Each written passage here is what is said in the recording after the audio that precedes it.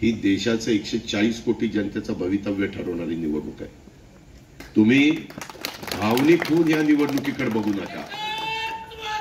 तुम्ही भावनिक होऊन या निवडणुकीकडे बघू नका. आपल्याला आपल्या मुलांचं, नातवंडांचं, पतवंडांचं भवितव्य आज कोण चांगल्या पद्धतीने करू शकेल याचा विचार करा. आणि हा विचार केल्यानंतर तुम्ही हाही विचार करा, जसं तुम्ही सैनिक म्हणून लढत असताना तुमचा प्रमुख ह्याचा नेव्हीचा किंवा मिलिटरीचा किंवा एअरफोर्सचा हा तिथं खमक्या असेल तर त्यांच्या लिडरशिप खाली तुम्ही लढता.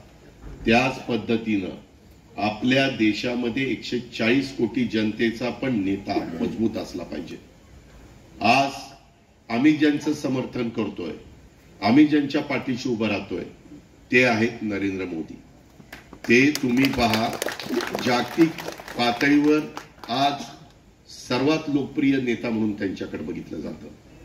आज परदेशामध्ये देखील त्यांनी भारताचा नावलौकिक वाढवण्याचं काम केलंय. देशाची अर्थव्यवस्था 3ऱ्या क्रमांकावर नेण्याचा त्यांचा प्रयत्न आहे, आता 5व्या क्रमांकावर आहे. ह्या सगळ्या गोष्टी बाबांनो लक्षात घ्या. एकता अर्थव्यवस्था जगामध्ये 3ऱ्या क्रमांकावर गेली तर त्याचा डायरेक्ट इनडायरेक्ट फायदा त्या भारत देशाला, त्या देशाला होत असतो. तो आपल्याला होणार आहे.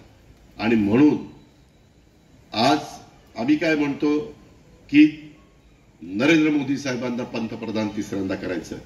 आमचे विरोधक त्यांनी नाव सांगावं कुणाला पंतप्रधान करायचं.